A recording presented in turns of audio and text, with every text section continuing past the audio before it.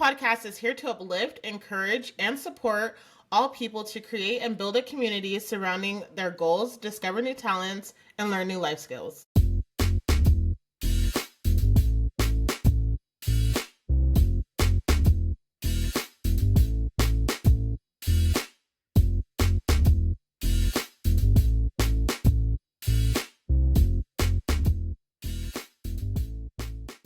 Point blank period. Welcome to SisHearMeOut, the podcast. This is your big sis Sterling. You can find me on all platforms at Sterling TV.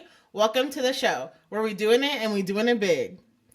So, what am I feeling today? Maybe angry. I think angry would be good. So every single episode, we are going to, I'm going to share my faith, and we're going to read from the Joy of the Lord is Our Strength jar, and we do this every single episode. Can you see it? There we go. There you go. And it says, read me when you feel happy, thankful, angry, anxious, lonely, and sad. And today we're going to read angry because during this time period, this is part two. This is part two. This is story time. I'm basically going to tell you guys about the two people I met on Tinder and how they changed my life forever. Yeah. So we're going to choose angry because I'm even to this day, I'm still processing, and I'm still mad at myself for what I was doing back then. Because I wasn't using my head. I was not using my head. So we're going to choose out of the angry one. And... oh, okay. You know what? This one eats so bad, guys. I'm so excited to share with you. And you know what? I didn't even say it. It's Jesus time. It's Jesus time. It's Jesus time. It's Jesus time. Okay, enough of that. Okay, we're reading from Psalms. Yeah, you guys can't see it. Sorry about my nail. Oh my gosh, it's so crusty. Gotta fix that. Anyway, okay, so we're reading from Psalm 35.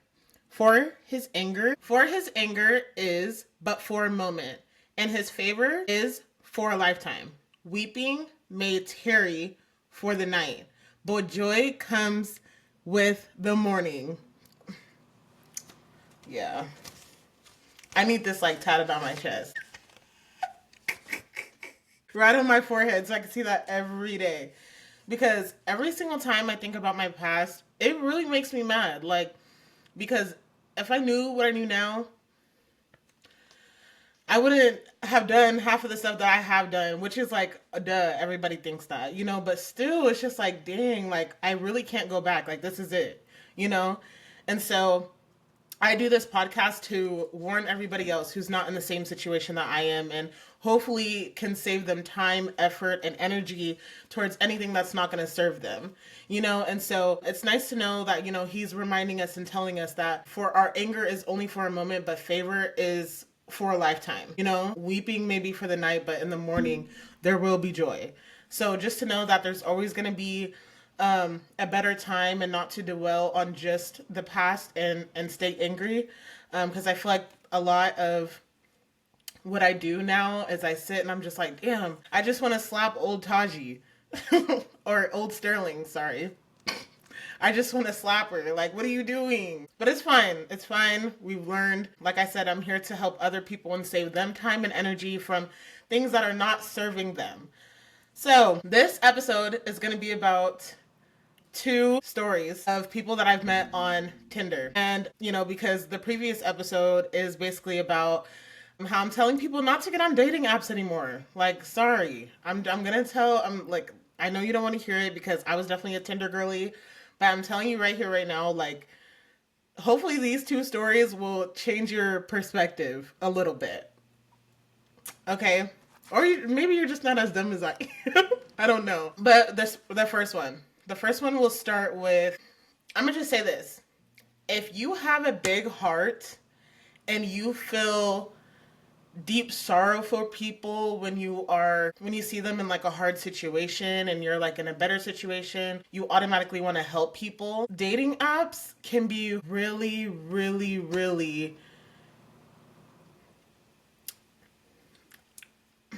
I want to say scary for you, or it can trap you. And I want to say this because there's a lot of people on dating apps that are looking for somewhere to stay, somebody to trap, somebody to. And I'm not saying every single person on there is that, but I'm saying there are people like that. And if you have a big heart, you can definitely mistake love for compassion. You can mistake love for feeling the feeling of sorrow for someone and or sorry for their situation and stuff like that. So I would definitely be wary of that because that happened to me. I have a big heart. I'm very much a giving person. This person that I met up with was kind of living in this hard situation. And, I can see that they were, I don't know, that they were almost broken, and I just wanted to fix it. I'm a fixer, so I'm like, I just wanted to fix it. And so I kind of got trapped in this like mindset, and I don't blame it on him. I definitely blame it on myself. I got trapped in this mindset of like, oh, like, let me just help him out. And it got to the point where they got comfortable. They got way too comfortable. Like I had gotten my first studio apartment by myself, and they always wanted to come over. They always wanted to come over, like to the point where they like were like slowly moving things in. And if you're like me, it's hard to have the heart to tell somebody no. Not saying that it's not okay to be like that. It's good to set boundaries. And I was just a person that didn't know how to set those yet. And so I think this person took full advantage of my love and my gentleness and my care. And here's another thing too. I was actually, if you guys go to episode, I think it's 2 or 3, I told you my story about how I didn't know I was pregnant. So he was the guy that I was with, where I think part of my hormones definitely helped me like overlook all of the things that I was doing. And so, yes, I was a lot more gentle, but that's because I was nesting. I was nesting and didn't even know it. So I just felt like taking care of someone, and he was just that person that I did instead of the person that I didn't know was growing in my belly. I instead started to take care of this grown ass man. So yeah, instead I took care of this grown ass man. Like I let him move in a little bit, not like move in, but he was definitely like in my space. And when you have, I mean, anybody who's gotten their own apartment, like when you have your own space finally, like it's something that's sacred to you because you're proud of it. Like you're out of your, this is your thing. And I think he was just like taking it over, and it was irritating me. But yeah, so I didn't have the heart, and I didn't set boundaries with him, and I think he definitely just took advantage of that. And so he was just one of those stories that if you do have a big heart, it's really hard to get on those apps because you'll see, people who are doing either better than you, who are either broken, or who, like really don't have a heart. And if you have a heart, or you, I don't know, like you're just more forgiving and stuff like that, people will take advantage of that.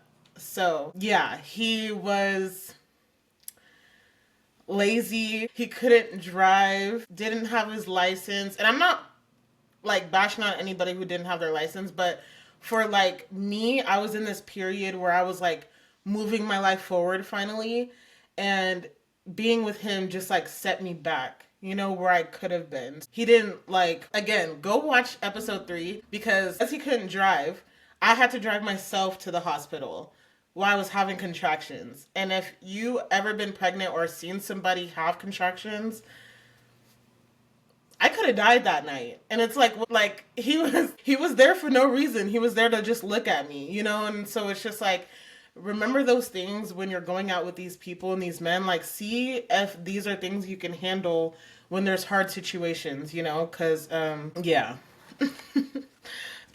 He would call out of work all the time. And, it came to the point where I was almost like waking him up every single day to like get there. And it's just like, I'm already struggling as a 21-year-old. Why am I over here being a mother to you?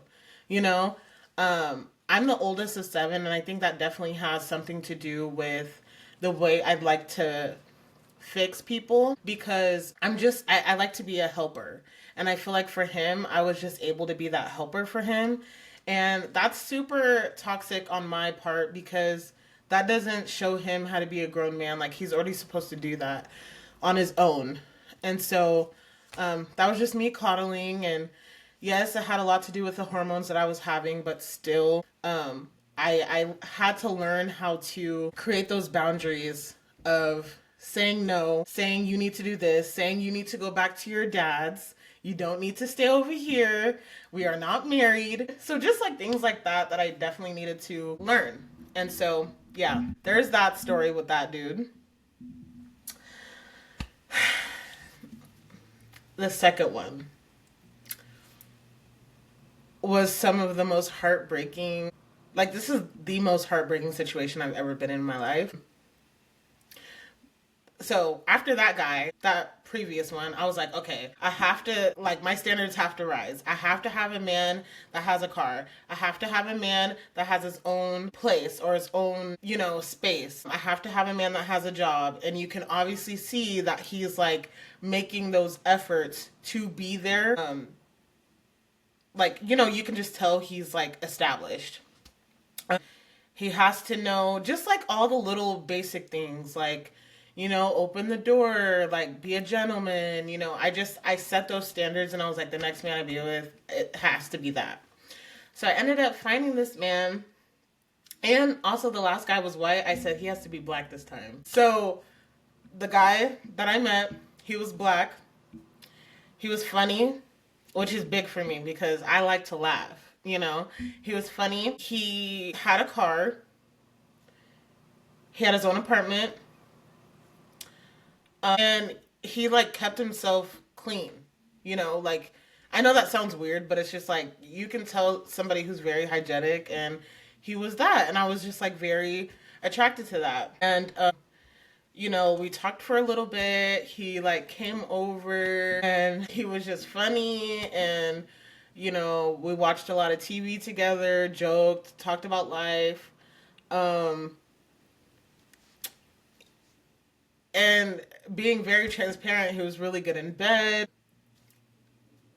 I believe in Jesus, but he was a Scorpio. And everybody who knows who Scorpios are, like, they can either be the best thing that ever happened in your life or the worst thing that happened in your life. And I've heard that from a lot of people. And let me tell you, this guy was a freaking wolf in sheep's clothing. Like, oh my gosh. So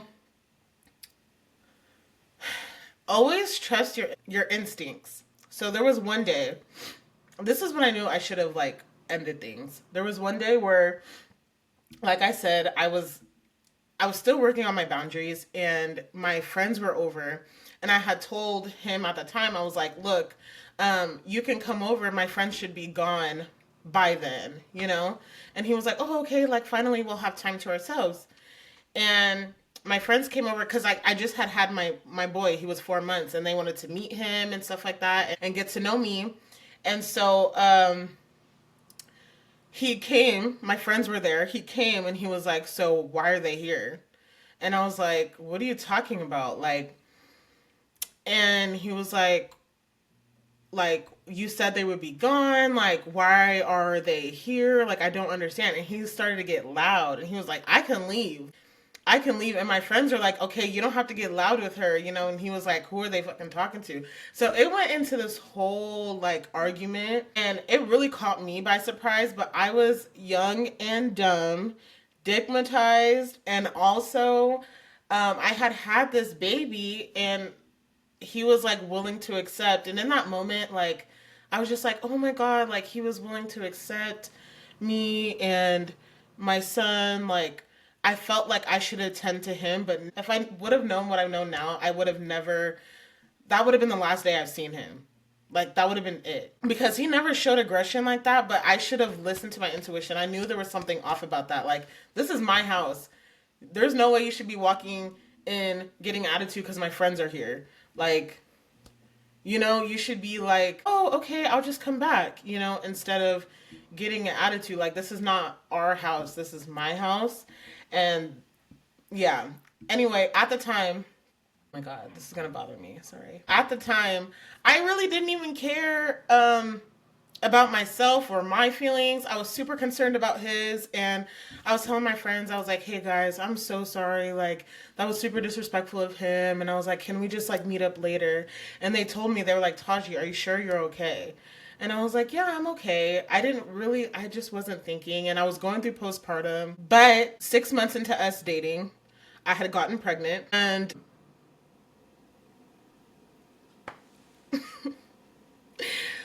oh my gosh, this is tea. This is tea. So there's this Facebook group that's like, are we dating the same man? And this dude ends up on that app. And I never had dealt with anything like this because I told him, I'm like, I tell people all the time, the people that I go out with, like, if you want to cheat or anything like that, tell me, let me know. Like, I'm never gonna just like beg you to stay. Like, I'm not gonna be mad. Like, just go. Anyway, he ends up on there. People are hitting me up. And I told him, so he's not from here. He's from somewhere else, out of the state. And so I told him, I'm like, if you were to ever cheat or anything like that, I would know. I know a lot of people over in my area. So just be careful, just be careful about what you do. Because I'm not saying I have eyes everywhere, but I'm just saying, like, I will know. And he was like, I guess he didn't take me serious because I knew within an instant. And he was on the app and she was like, the girl posted me on there and was like, this is his girlfriend that he's cheating on. And I was like, oh my gosh, you got me in this shit, in this mess. People are looking at me like I'm crazy. I'm like, boy, like I told you, if you wanted to do what you do, just go do it and let me know, But instead, he embarrassed the f out of me. They thought the child that wasn't his, they thought that was his child because the girl went to my page and was like, oh, and he doesn't take care of his kid. And it was my kid that I just had. So it was just like, it was so messy and so gross. But at this time, I was already pregnant. So it was like,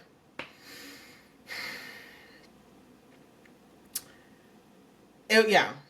I definitely, I'm not gonna lie, yes, I believe in Jesus, but I did want to, do something, do a plan B, but I had to pray about it and stuff like that. It was I don't know, it was a really difficult time for me. Anyway, somehow he convinced me to stay, and and I stayed. 6 months into me being pregnant, DV happened. Yeah, crazy. He started to become violent, and it was heartbreaking. It was heartbreaking. There was a lot of things that went on. I'm not going to go into too much detail, but I was definitely in survivor mode for like 1.5 years.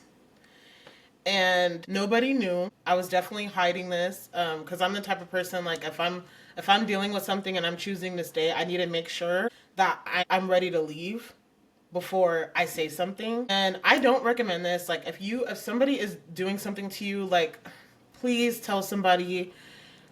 Please go search for help. Like, don't internalize it. If you can, please don't internalize it. I was the type of person to internalize it, and it definitely did some damage. I definitely found light at the end of the tunnel, but not everybody is so lucky. So definitely, if you are going through anything or a DV situation, please reach out to people around you, especially and prepare your heart to leave. Prepare your heart to leave, and always keep a stash with you. And what I mean a stash is like cash, an extra bank account, anything that don't have any knowledge of, keep that under wraps and keep that with you. Okay? Because that's what I did. I have a whole journal of like my life in that moment, and I was literally writing down every single day what I was going through, how I was feeling. Get you a journal. It definitely helped me process things that I wasn't able to share with people.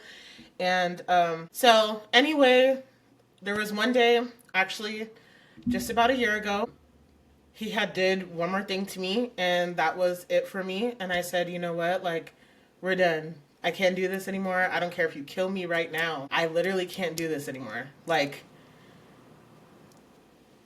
this is not the life that I wanted to live or have. I don't warrant any of these responses. I'm very nice and caring towards you. I make sure dinner is done. Like, it was just, I was playing a wife and I wasn't a wife, And I think I was just going through postpartum. And once my postpartum was finally like over and my emotions were getting back to regular, I started to notice like, girl, you're in this really, really bad situation. You need to get out.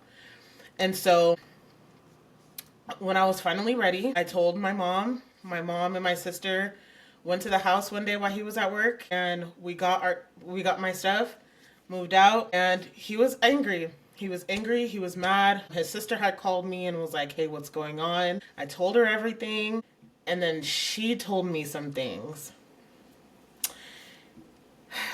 He was in the military. He had held this sergeant's daughter captive. He was actually in prison. A year before we met, he was let out. So when I got with him, I looked up his like stuff. Nothing came up. And so I remember he like lost his job towards the end of our relationship. And then when I looked him up after she told me everything started to pop up. So she was telling me that he was paying services to keep things from coming up. And this sounds like a Lifetime movie, but I swear to you, you have no clue who you're meeting on these apps. He was literally a sociopath. I literally could have died any single moment. And luckily, I was in God's hands. And I was smart about how I was moving. I'm not the type of person to anger somebody on purpose. I was very gentle and kind with him, and I think that's what saved me. He's literally a sadist. The details that I can go in about that case is insane. I don't know if you guys remember when they let out prisoners during COVID, but he was one of the prisoners that got let out, and he happened to be on the dating app, and then I met him. So during that whole year, that he just got out of prison, he got his whole life together. So it appeared that he was this normal man when in fact he wasn't. So I'm telling you guys this to tell you that you literally have no clue who you're meeting. And if you have a big heart, you really have to be careful on these apps, because you can open up your heart and your home to somebody who can destroy it. Destroy your mental, mind, body, soul, all of that. I prayed and I was journaling and I was talking to God, because in those moments, that's what kept me together. Not everyone has that luxury. And I just want to tell you right here, right now, to remain focused. Do your research as much as possible. Don't let anyone in your home until you know for sure that this person, just be as mindful as you can. Yeah, because you just never know. And I still get shook about it every day, because I'm just like, damn, like he really appeared to be this normal dude, and he in fact was not. So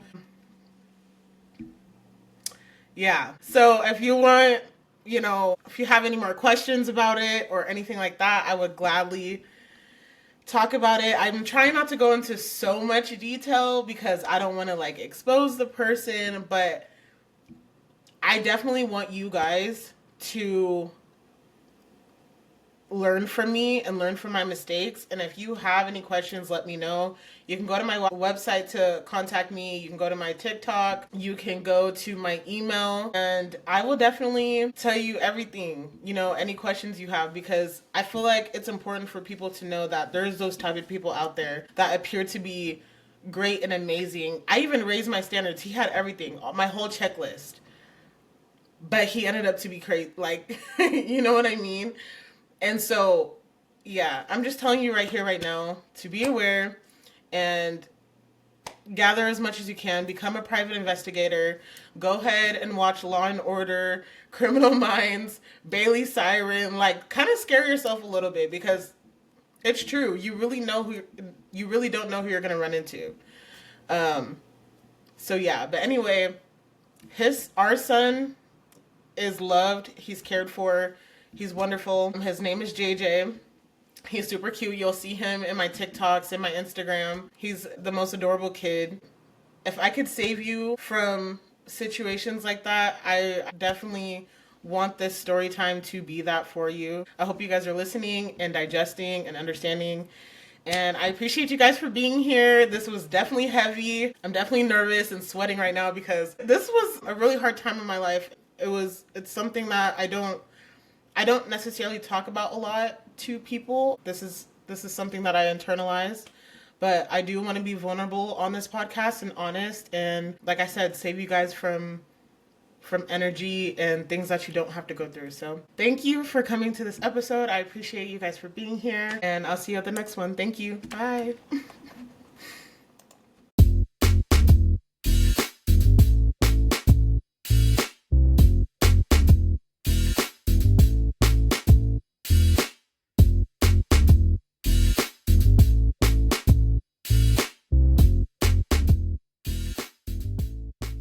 Bloopers with Sterling.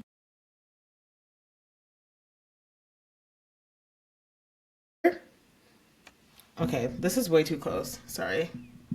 Okay, I had to fix my audio real quick. My bad. Okay. That's perfect. I think we only needed one go. Okay.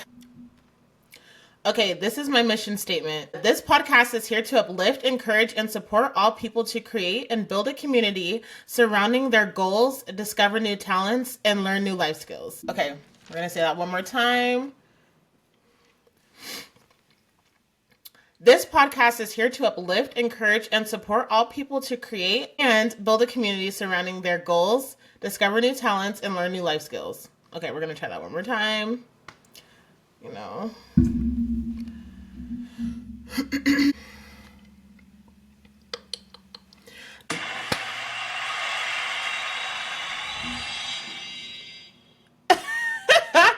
Thank you. Thank you, B. Okay. All right. Let's have everything stop moving, because Jesus. Okay. Okay, let me back this up a little bit. Like right here.